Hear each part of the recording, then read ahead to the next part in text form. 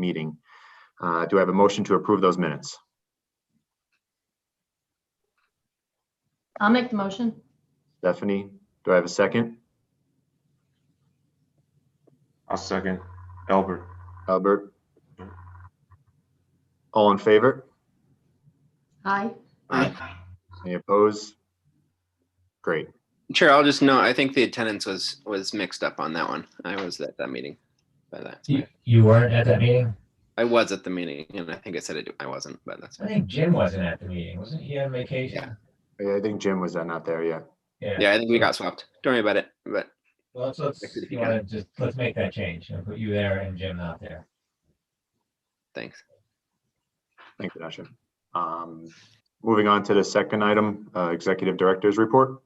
Okay, working on a lot of stuff, but not a ton to update on. We continue to work with City Station North, the Fazios. I spoke with 669 River Street yesterday. That's hoping to start moving this summer. And I talked about Riverwalk last month. So we've got these 4 outstanding pilots that hopefully we'll start seeing some closings this summer as the world starts coming back together. That's really it for the director's report. I'll just move right into item number 3, the Paris Review Committee report. So on April Fool's Day, our small committee of Albert, Stephanie, me, and Susan met to discuss the results of the outstanding or of the Paris reports that were submitted to us. I'm gonna just in general show you, is that on the screen? So share. So, I mean, just generally looking at this, we've got about 42 reports. A number of them really didn't matter because they were the Local Development Corporation or an RPI bond, or they were businesses that had transferred from one entity to the other. You can see up there, the green ones were basically ones that either there were no issues with initially, or the lighter green ones had some issues, but they didn't seem substantive. There was obviously a lot of job losses this year. There were, hotels and restaurants that had met their goals before and did not meet them this year. So the committee basically decided to, look at those again, create some minutes reflecting that, and look at them again next year. There's a number of them that I need to follow up with. The 4 that are up there in the red. So I'm going to continue to do that, and then I'll give you a final updated report at next month's meeting. So there's no action or anything this month that we really need to do. But we did analyze the businesses and obviously identified some issues that we want to get more information on. And Steve, just to clarify, when you said the 4 in red, you mean like that, like purple maroon color? Yeah. Like number 6, 12, 19, and 20? Yeah, those. Okay. Okay. So, and I'll make this report available to you when it's complete. But right now I hit some columns as well with some of my notes that were in there. But so anyways, we did meet, and I have a couple actions that we'll take on those. So that's it for the Paris Review Committee report, unless anybody has any questions for me.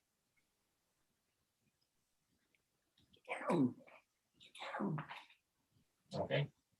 Doesn't sound like it.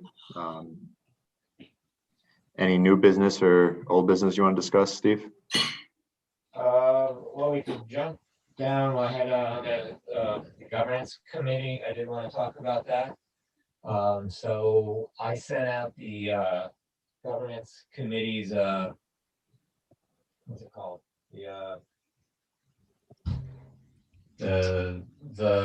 Basically it's our policy on the governance committee. And we are basically a committee of the whole as approved by resolution last month. And I think it's probably better at this point, if we want to start reviewing policies, to recreate that governance committee, probably by resolution, to put specific numbers on it so that we can start first looking at what I shared with you for the governance committee. but also starting to look at the uniform tax exemption policy, which hasn't been updated for since most of us were in diapers, and a number of other policies as well. So I'd like to have a committee of about 3, and the 3 board members who have expressed interest, Albert, Susan, and Stephanie, that already helped me on the Paris Review Committee, have offered to participate on a governance committee. If anybody else would like to as well, to start looking at these our policies, and we'll start this month, and it'll probably be about 2 hours a month, and then report back to the board each month. So I don't know if anybody else is interested in serving on that as well. I have enough, and I can use more, except I can't use too many more.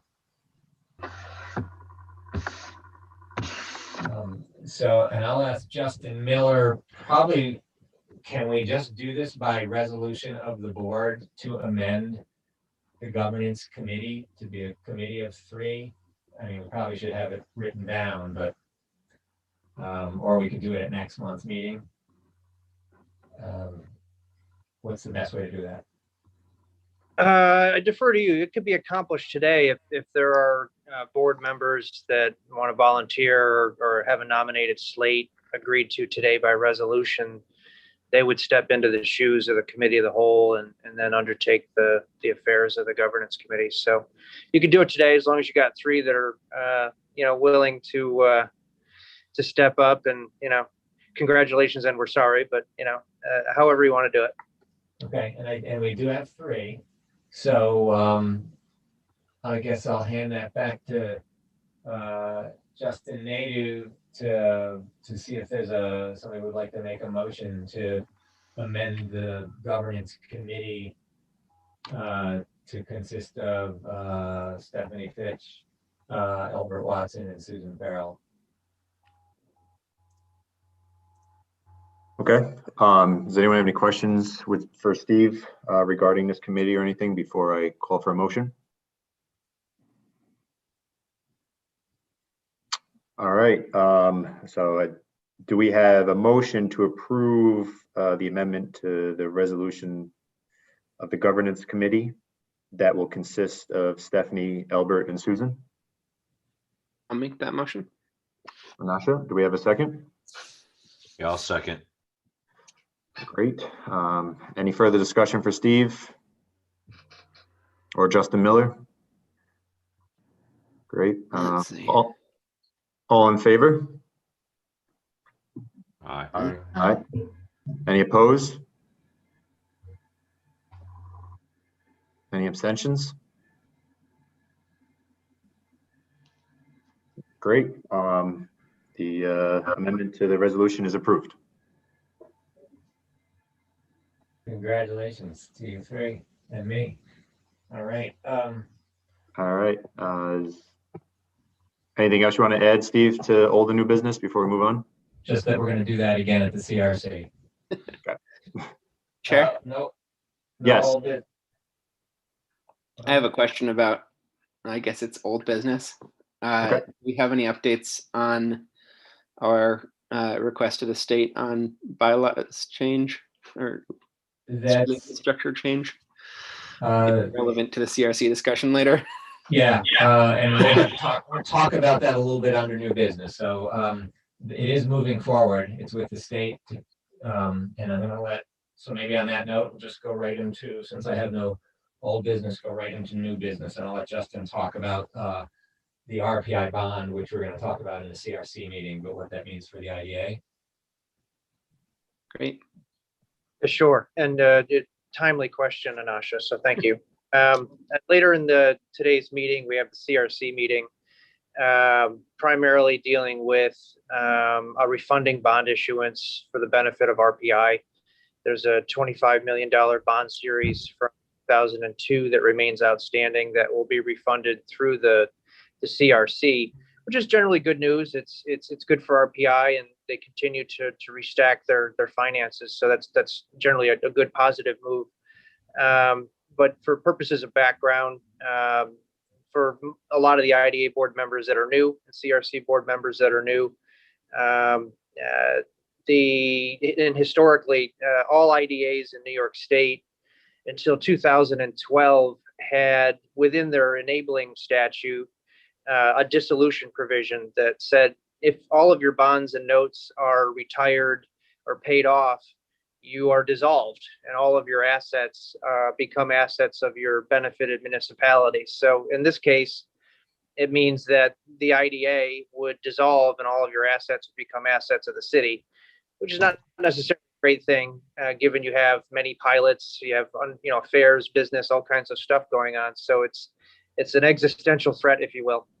And by way of background and history, the CRC exists because in 2008, IDA legislation went into what's called sunset. There's provisions that were enacted over the years that had certain timeframes. Some expired, some were renewed. There's been a long history of IDA reforms that have come and gone over the years. And those amendments to the statutes never really fit together perfectly. And what occurred in 2008 was a sunset of civic facility legislation, which means IDAs could no longer help out not-for-profits with bonds. So throughout the state, sister entities were formed to undertake that purpose. The CRC exists because of that, primarily in connection with some bonds and financings that had to occur in 2007, 8, and 9 for RPI. So fast forward a bit, it was discovered in around 2011 and 12 statewide that all IDAs had this dissolution clause that was becoming problematic because many IDAs didn't have a lot of bond transactions outstanding, but we're still doing a lot of pilots and other transactions. One in particular, I'll just point out as an example, in Western New York, there was a nearly $2 billion Yahoo data center going into one particular jurisdiction, and they were working closely with the IDA. And somebody kind of pointed out that, geez, you haven't had a bond outstanding in 10 years. So it became a problem. So in late 2012, the state, through legislation, corrected that issue for all IDAs that are established under the general municipal law. And that also, that legislation cleaned up a lot of old urban renewal agencies, parking authorities, and some IDAs that were pretty much defunct anyway. So there's a little house cleaning taking place at the time. The issue at that point was that the Troy IDA and the Auburn IDA out in Cayuga County are formed and governed under the public authorities law, not the general municipal law. So our statute didn't get caught up in that big housekeeping item in late 2012. In early 2013, there was another reform that brought back what are called retail restrictions on IDAs. They accidentally went into sunset too. So good or bad or indifferent, for 5 years between 2008 and 2013, there were IDAs doing like car dealerships and car washes and, retail that not necessarily is a perfect economic development project in some jurisdictions, but they could be in others. So the Troy IDA didn't get that added back in either. Later in 2013, and it's a long history, I apologize, it was realized that Auburn and Troy were kind of left behind because they're under a separate law. There was a special bill carried out in Western New York for the Auburn IDA that fixed their dissolution clause and gave them back retail, which isn't the end of the world. Largely in Troy, your entire downtown is in a former Empire zone. So that allows you to do projects that are retail if you were seeking to do it. So that the retail restriction isn't necessarily a hurdle or a handicap for your IDA. For a variety of reasons, there wasn't a companion bill carried for Troy in 2013, and we've continued to operate along without that correction or the retail restrictions brought back. We've always known in the back of our heads that this old bond series of RPIs would eventually get refunded or refinanced in some capacity. So Steve picked up the ball middle of last year, and we had some discussions. Well, geez, it may be coming soon, so let's prepare ourselves. We put together a draft statutory amendment for review that corrected the dissolution provision, put back retail because we would want to be on the same footing as every other IDA. It's a fair ask. And there was some other typographical errors. There were still references to a city manager that our form of government in Troy is different now. So, now we're talking about a mayor instead of a manager, and some other corrections that will streamline some of the treasurer and CFO aspects of the IDA. That proposed draft was, with the support of the city council, approved through what's called a home rule message. And that's where Anasha is coming in here as a member of the council. He's familiar with it. That was approved by the city council, I believe, in January of this year. And once that home rule message was adopted by the council, it was referred to your legislative delegation, primarily through Assembly Member McDonald, who's been very receptive and helpful, has now got that bill ready for introduction and is coordinating with Senator Breslin to have it carried in both houses, adopted, hopefully without much ado, and then presented to the governor for approval.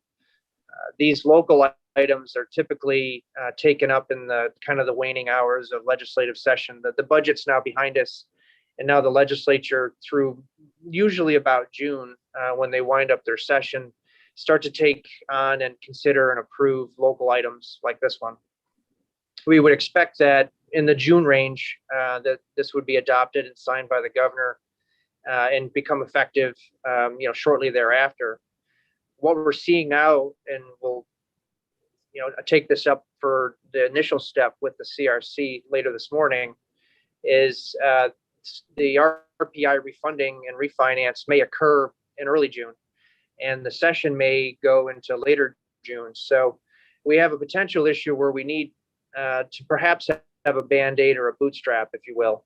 And what we've done in other instances, we had one other IDA in Western New York that experienced this issue and had this existential threat imposed on it.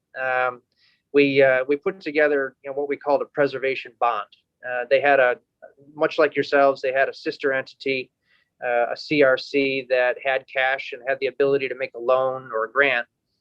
We simply had the local IDA borrow money from their CRC and issue the CRC a bond.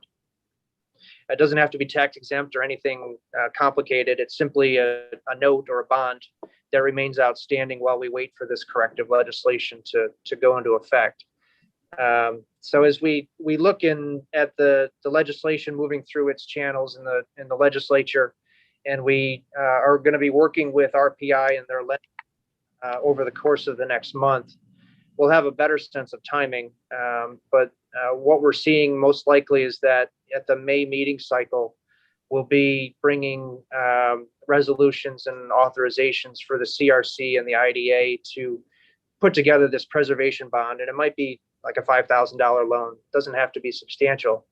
It'll be carried on the CRC balance sheet as a loan and due and payable, and the IDA balance sheet is a loan that it's payable by it.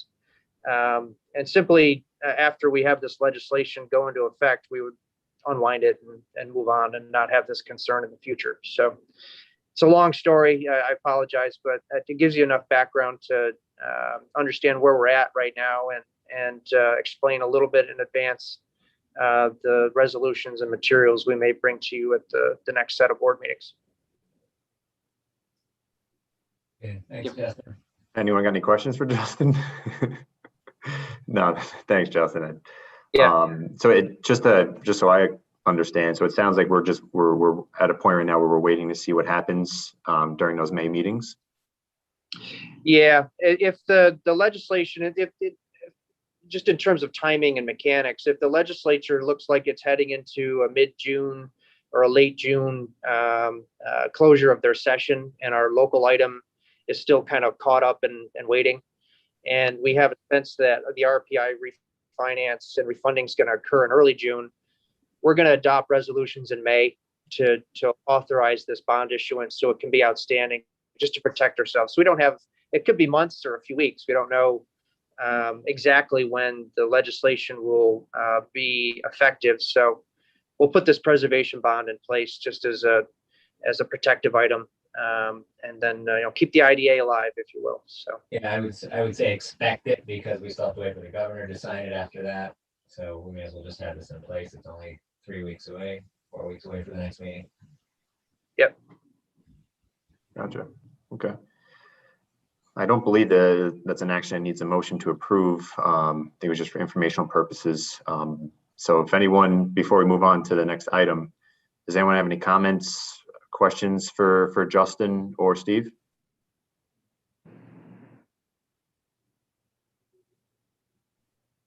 Okay. Thanks, Justin. Appreciate it.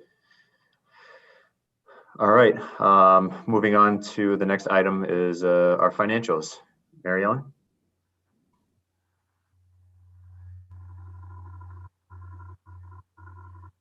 The first report is our statement of financial position. And as of 3/31/21, our total assets are $663,704, with $259,769 of those assets in cash.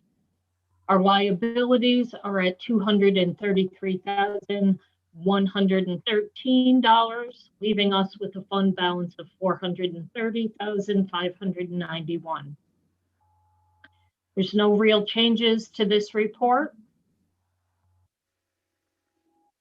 Does anybody have any questions? Yeah, can you, what are the receivables? The receivables are the pilots that are due to the city, and Okay, those 'cause that, that number was like 400,000 last time. Is there some of the same receivables there, or are they different, or? correct, there's some of the same receivables. Because this has been such a tough year, we have seen a little bit more difficulty in collecting them. I can tell you that some of those have since been collected in the last 2 weeks. Are And the they, ones, do you the have ones like that any, are, do I'm sorry. you have like any over like 90 days or anything like that, or? The majority of these are due on 2/1. There are a couple that are due on 3/1. But the ones that were due on 2/1, the ones that are outstanding are getting phone calls. Okay. Do we have, Mary Ellen, do we have some sort of like aging report that we can share with the That's what I'm committee? getting at, yeah. I don't have the aging report. I shared it with Steve yesterday, so Steve is making those phone calls. Is it possible we can see that? Right now, today, no. Oh, no, not today. I mean, just next time. Can we see like? Absolutely, Oh, okay. All right. absolutely. Hopefully next time that number isn't going to be there at our next meeting. as a quick question, Mary Ellen, are you collecting the 5% penalty as a matter of course? Yes, Okay, it just, yeah, that it's is, not. They're that's first, included in the number. yeah, if usually their first question is can you waive it? And unfortunately that's by statute. So yeah, I appreciate that update and good job. And one of Okay, the big ones out there is Uncle Sam Garage, which I expect to have on Monday. It's like 90,000. But we'll share that in the future. Usually we don't have anything this big. Do we have the ability to waive the prepayment penalty if, something that kind of strategy that we use sometimes is, hey, if you pay this within the next 2 weeks, we'll waive the prepayment penalty or cut it in half. Do we have that ability to do that, to kind of dangle that carrot in front of them to, get the payment? It would be helpful, but the 5% is in the IDA statute, so we really can't bend around it. Sometimes the contracts are drafted in such a way that it puts off the actual payment day or deadline, 30 days after, the payment date. But more often than not, I think the one that Steve's referring to has a hard 5% that, if it's a daily. So, and I think that was done intentionally given kind of some of the history there. But I can work with Mary Ellen. If there's questions, sometimes the pilot contracts provide a little bit of flexibility if there's an issue there, so we can look at that on a case by case.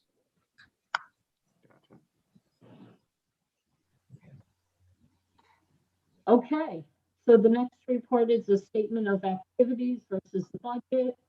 And for the month of March, we have a deficit of $8,881. We have some interest earnings, and our largest expense was in accounting, which was the cost of our audit. Other than that, there's no out of the ordinary expenses and no income.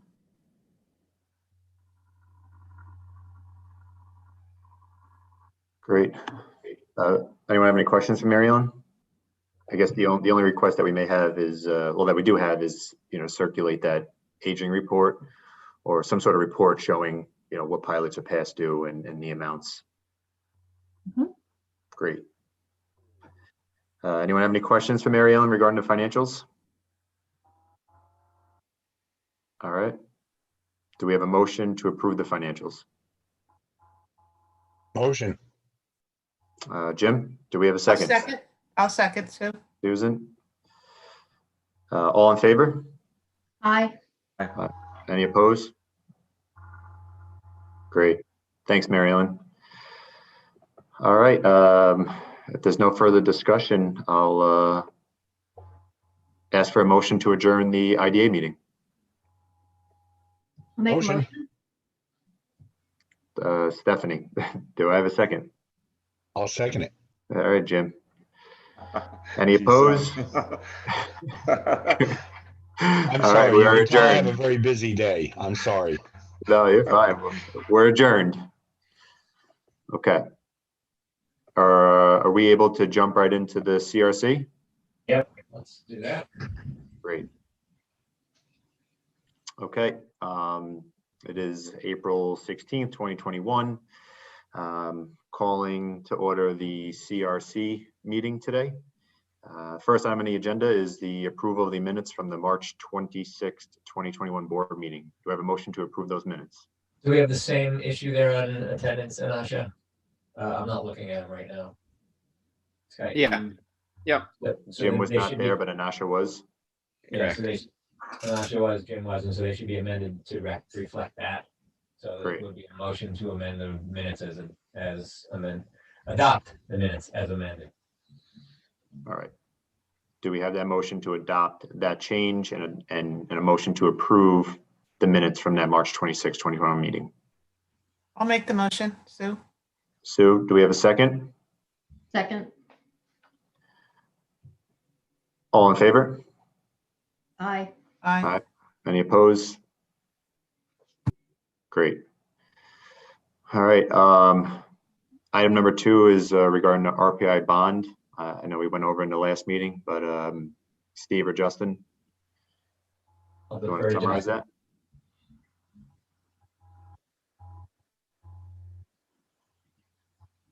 Sure. Yeah, Steve, you want me to just do a quick preface?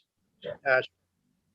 In 2002, the Troy IDA issued multiple series of bonds for the benefit of RPI, primarily for campus-wide improvements, including the MPAC facility and lots of campus-wide stuff. The biggest one you see is on the Hill, obviously, but one of the series of bonds remains outstanding at the IDA level. The rest have been refunded and refinanced over time through the CRC. With this last IDA bond series, it's a $25 million bond that remains outstanding at, I believe, $25 million. RPI is looking to restructure and refinance that debt through the CRC. We've received an application for that refunding. It's in good order. The resolution that we have prepared today, much like most of our IDA and CRC projects, is the first step along the way.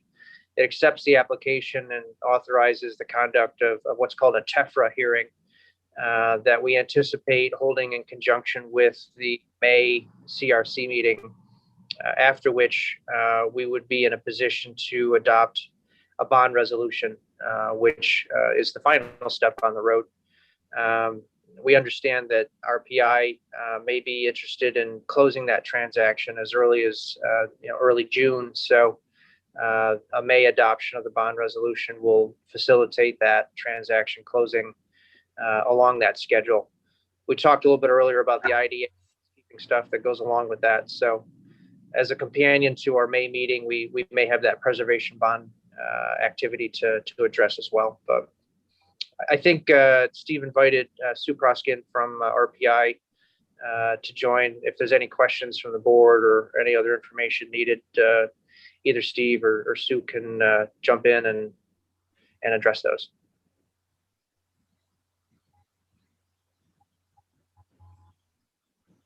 Great.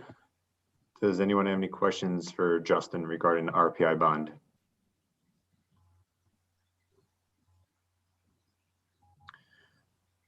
All right. Do I have a motion to pass the resolution?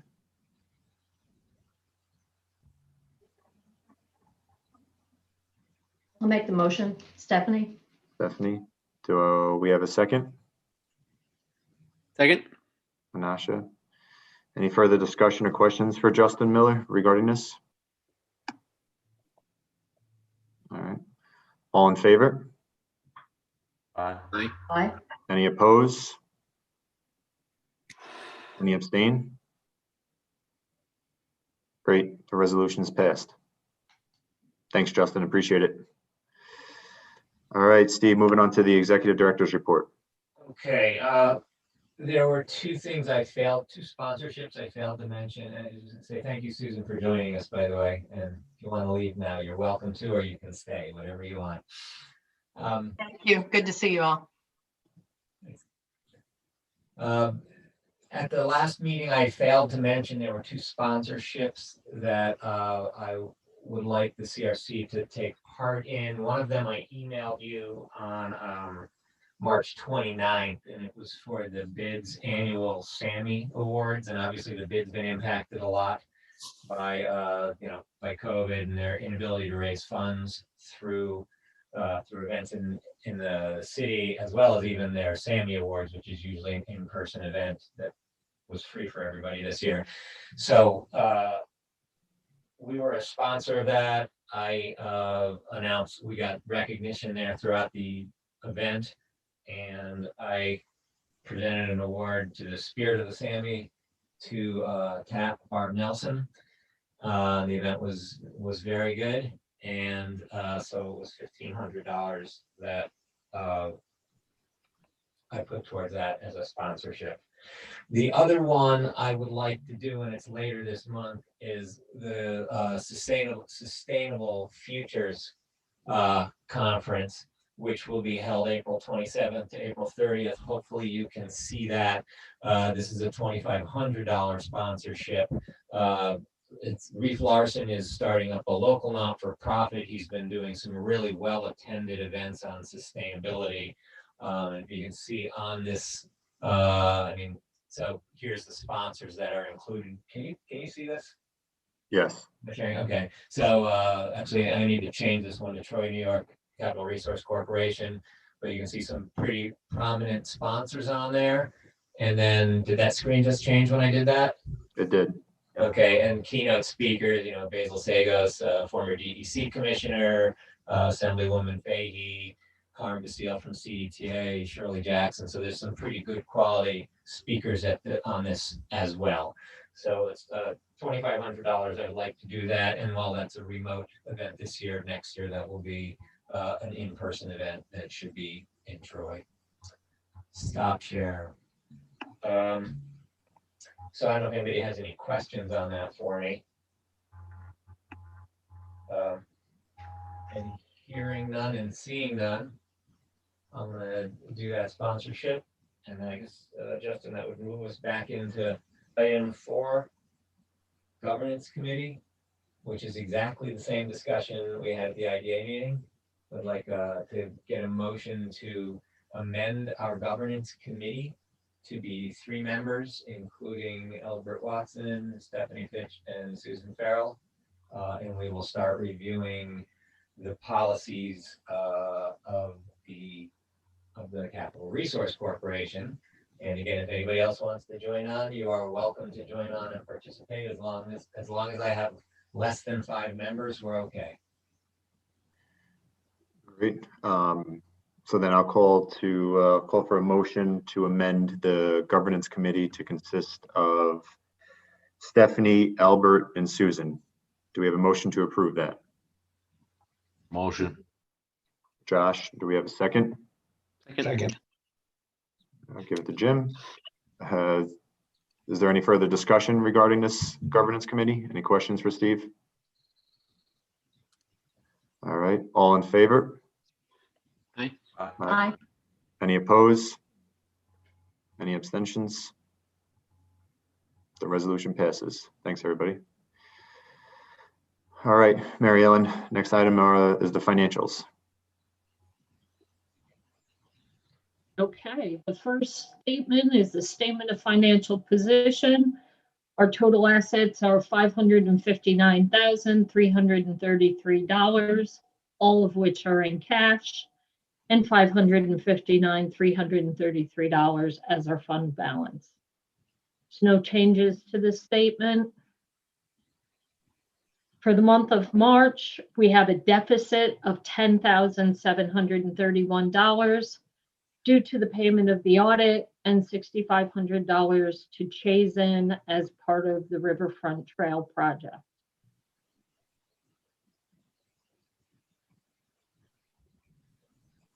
Great. Does anyone have any questions for Mary Ellen regarding the financials? All right. Do we have a motion to approve the financials? Motion. Jim, do we have a second? Second.